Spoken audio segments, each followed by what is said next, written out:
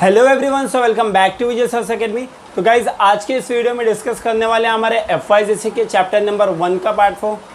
तो पार्ट 3 तक हम लोग ने लास्ट लेक्चर में कर लिया था, जिसके अंदर हम लोग ने अलग अलग अकाउंटेंसी के मीनिंग, डेफिनेशन, ये सारी चीज़ों को देखा था और कुछ कॉन्सेप्ट को अब चालू कर दिया था। तो लास्ट वीडियो में हम लोग ने चीज़ों को काफ़ी कवर किया था। ये वीडियो में भी हम लोग अलग अलग टर्म कवर करने वाले हैं अकाउंटेंसी के लिए, जो ज़्यादा इंपॉर्टेंट आपके एग्जाम पॉइंट ऑफ व्यू से रहेगा और इन सब चीज़ों का इंफॉर्मेशन भी आपको होना चाहिए। तो स्टार्ट करते हैं 1.7.3 से, डेटर एंड क्रेडिटर। अब लिखा हुआ डेप्टर है लेकिन बोलते डेटर है, बी साइलेंट होता है, याद रखना प्रोनाउंसिएशन। डेटर बोलते हैं और क्रेडिटर। डेटर होता क्या है? A person who has to pay a business for getting a goods and services on credit known as debtor. Debtor is a person who owes a money to a business. Debtor कौन होता है? जिसको हम उधार देते हैं। Example लेंगे तो हम कस्टमर को डेटर बोल सकते हैं।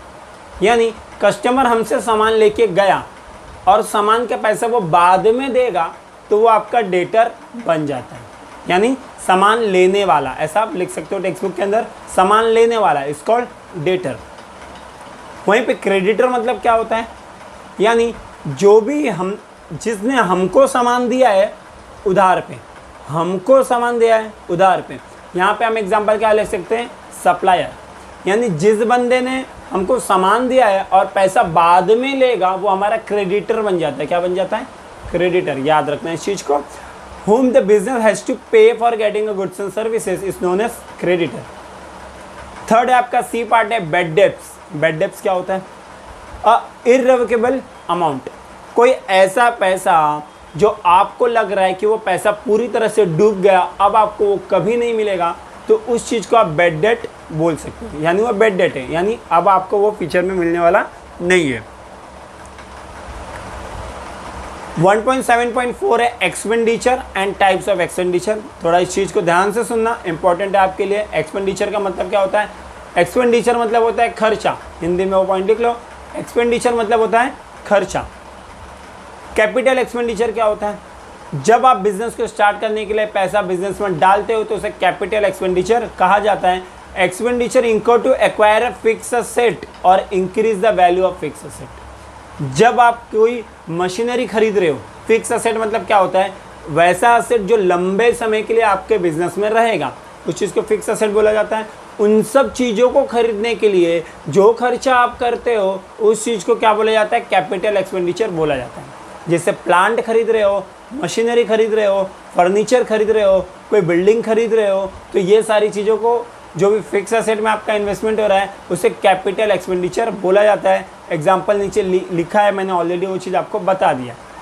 कंप्यूटर खरीद रहे हो, फर्नीचर खरीद रहे हो, मशीनरी खरीद रहे हो। आगे है आपका रेवेन्यू एक्सपेंडिचर। रेवेन्यू एक्सपेंडिचर क्या होता है? Revenue expenditure is expenditure from which no for future benefit is expected. Future में क्या आपका बेनिफिट होगा ये चीज़ आप एक्सपेक्ट मत करो, आप सिर्फ क्या कर रहे हो? खर्चा कर रहे हो।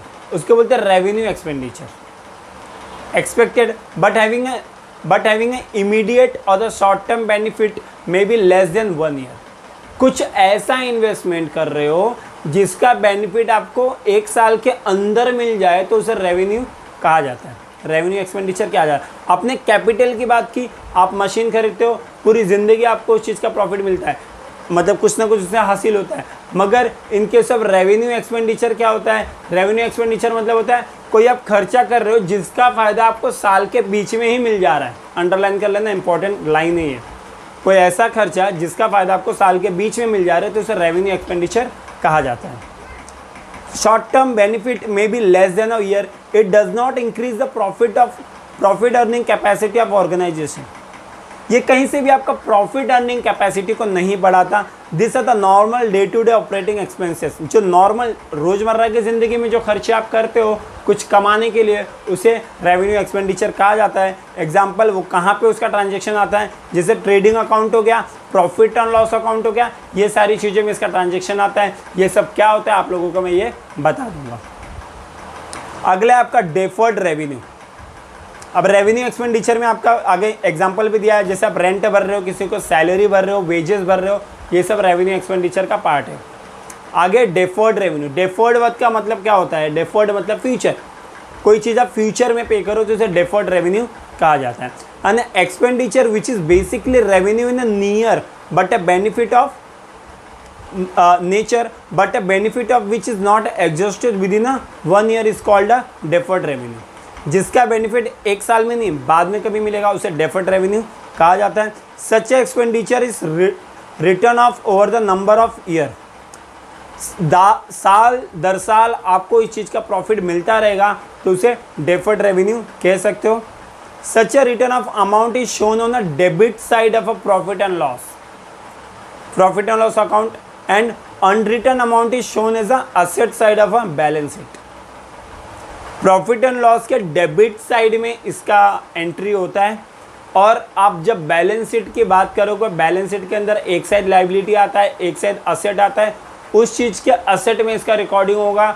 अभी आपको टेंशन लेने की ज़रूरत नहीं है, जब हम फाइनल अकाउंट करेंगे चीज़ें आपको ज़्यादा क्लियर हो जाएंगी। सिर्फ अभी आप थियोरी पार्ट जैसा इसको सुन के समझ के रख सकते हो।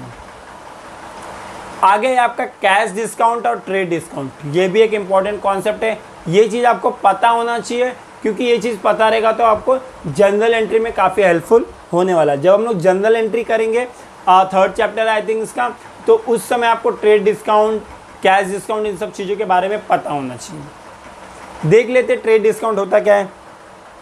It is allowance given on a catalogue price or the list price of a goods. अब जो एक अलावेंस है, आप कोई गुड्स बेचते या खरीदते हो तो आप क्या करते हो, आप कभी कभी क्या करते हो सामान बेचते हो तो आप क्या करते हो थोड़ा डिस्काउंट दे देते हो। जब वो डिस्काउंट आप देते हो तो उसे ट्रेड डिस्काउंट कहा जाता है। एक बेसिक डिफरेंस जान लेते हैं, कैश डिस्काउंट क्या होगा वो हिसाब से। जब आप सामान बेच रहे हो और आपको सामने वाला पूरा पैसा दे रहा है तो आप बोलोगे भाई देख अगर तूने पूरा पैसा मुझे दिया तो मैं तुझे डिस्काउंट दूंगा, उसको बोलते हैं कैश डिस्काउंट। जब कैश आपको पूरा मिल जाए तो आपने डिस्काउंट दे दिया। ट्रेड डिस्काउंट में आगे क्या है, this discount is allowed at a time of purchase and sale of a goods. ये डिस्काउंट कब मिलता है, जब आप सामान को खरीद या बेच रहे हो उस समय इसको मिलता है। ट्रेड डिस्काउंट खरीदते या बेचते समय ही मिलता है। वैल्यू ऑफ गुड्स परचेस और sold recorded is net value payable that is after deduction of the amount of trade discount allowed. क्या पैसा आपको भरना पड़ेगा खरीदते या बेचते समय, जब आपका ट्रेड डिस्काउंट माइनस हो जाए उसमें से जितना पैसा बचा रहेगा वही आपको पे करना पड़ेगा या तो आपको लेना पड़ेगा। In case of trade discount if goods is 1000 rupees, 1000 का गुड्स है और 5% आपको ट्रेड डिस्काउंट मिला हुआ है तो ऑब्वियसली उस गुड्स का आप 950 रुपये ही भरोगे। 1000 का 5% 50 होता है, यानी 50 रुपीज़ इसमें से माइनस हो जाएगा 1000 में से और 950 रुपये आपको भरना पड़ेगा। Both the purchaser and seller and not a 1000। जो आप अब जब ट्रांजेक्शन करोगे तो आप 1000 रुपये का ट्रांजेक्शन नहीं करोगे अपने बुक्स ऑफ अकाउंट के अंदर, क्योंकि 50 रुपये ट्रेड डिस्काउंट मिल चुका है, यानी आप 950 रुपये का ट्रांजेक्शन बुक्स ऑफ अकाउंट में करोगे। बहुत इंपॉर्टेंट कॉन्सेप्ट है, ध्यान से सुनना और इसको समझ के लेना। नहीं समझे कोई चीज़ वीडियो को रिपीट करना, सारे स्टेटमेंट क्लियर है आपको समझ में आ जाएगा। Hence the trade discount does not appear in the books of account separately। इसलिए ट्रेड डिस्काउंट कभी भी अकाउंट्स के बुक में अलग से दिखाया नहीं जाता। डायरेक्टली माइनस करके आप 950 ही लिखोगे, 1000 लिखा फिर 50 माइनस करके दिखा, ये सारी चीज़ें नहीं होती है। ट्रेड डिस्काउंट की एंट्री बुक्स ऑफ अकाउंट में नहीं आती। अंडरलाइन कर लो, रट लो, इस चीज़ को इंपॉर्टेंट है।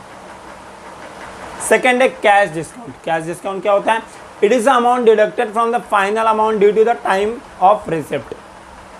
जब फाइनल अमाउंट आप पे करने जा रहे हो उस समय ये डिस्काउंट को दिया जाता है। It is a concession given for increasing the prompt payment.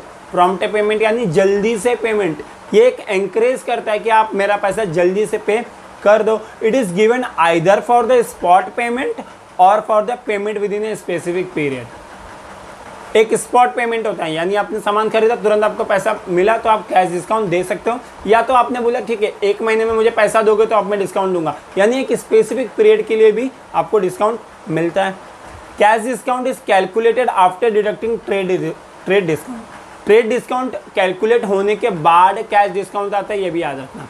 जैसे आपने 1000 रुपये का गुड्स लिया, ₹50 ट्रेड डिस्काउंट मिल गया, उसकी तो कोई एंट्री होगी नहीं। उसके बाद आपने ₹950 अगर तुरंत दिया तो आपको क्या होगा, उसके अंदर आपको डिस्काउंट मिलेगा, वो कैश डिस्काउंट होता है जो ट्रेड डिस्काउंट के बाद मिलता है।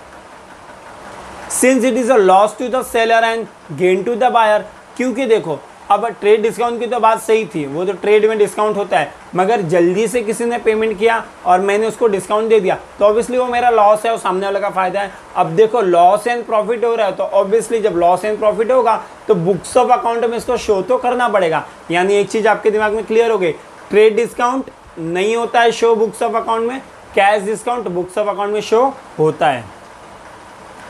तो आई होप सभी लोगों को इतनी चीज़ें अच्छी तरह से समझ में आ गई होंगी। आगे एक टॉपिक है छोटा सा और कर लेते हैं, सॉल्वेंट और इंसॉल्वेंट का मतलब क्या होता है। Solvent, if a person's asset are more than his liability, कोई जो बंदा है उसका असेट ज़्यादा है लायबिलिटी से तो उसे सॉल्वेंट बोला जाता है। मतलब उसका पूंजी ज़्यादा है, उसके पास पैसा ज़्यादा है मगर उसके पास कर्ज कम है उसके ऊपर, तो उसको हम लोग क्या बोल सकते हैं, सॉल्वेंट बोल सकते हैं। और equal to his liability, he is called solvent person. Solvent person is a financially sound. Solvent person के पास हमेशा पैसा होता है, कभी वो कर्जदार नहीं होता, किसी का कर्ज उसके ऊपर नहीं होता है, तो वैसे लोगों को सॉल्वेंट बोला जाता है। पर्सन का टोटल असेट अगर 50 लाख है और टोटल डेट उसका 30 लाख है, यानी 50 लाख उसका असेट है और उसके ऊपर कर्ज सिर्फ 30 लाख का है, यानी वो सॉल्वेंट नहीं है। भाई उसके पास पैसा है, उसके पास असेट है जिससे वो अपना कर्ज चुका के भी एक अच्छे पोजीशन में रह सकता है, तो उसे हम सॉल्वेंट बोलते हैं। वहीं पर उसका अपोजिट होता है इंसॉल्वेंट। इंसॉल्वेंट आपको समझ में आ गया होगा किस चीज़ की बात करूँ, जो कर्जदार होता है, जिसका लायबिलिटी ज़्यादा होता है असेट कम होता है, यानी उसके ऊपर कर्ज ज़्यादा है और उसके बाद पैसे कम है, तो उसको हम लोग क्या बोल सकते हैं, इनसॉल्वेंट पर्सन बोल सकते हैं। यहाँ पे सेम उसका उल्टा लिखा हुआ है, 20 लाख उसका असेट है और 50 लाख की उसके ऊपर लायबिलिटी है, तो उसको हम लोग क्या बोल सकते हैं, इंसॉल्वेंट पर्सन बोल सकते हैं। वो इंसॉल्वेंट करार दे दिया गया, यानी उसके पास पैसा नहीं है, वो पूरी तरह से लूट चुका है। तो आई होप सभी लोगों को इतने कॉन्सेप्ट अच्छी तरह से समझ में आए होंगे। एवरेज 12-13 मिनट के वीडियो आपके सब होंगे ताकि आपको वीडियो देखने में अच्छा लगे, चीज़ें अच्छी तरह से समझ में भी आ जाए। तो ये वीडियो को यहीं पे एंड करते हैं, अगले वीडियो में अगले टॉपिक के साथ आएंगे। तब तक के लिए बाय बाय, टेक केयर।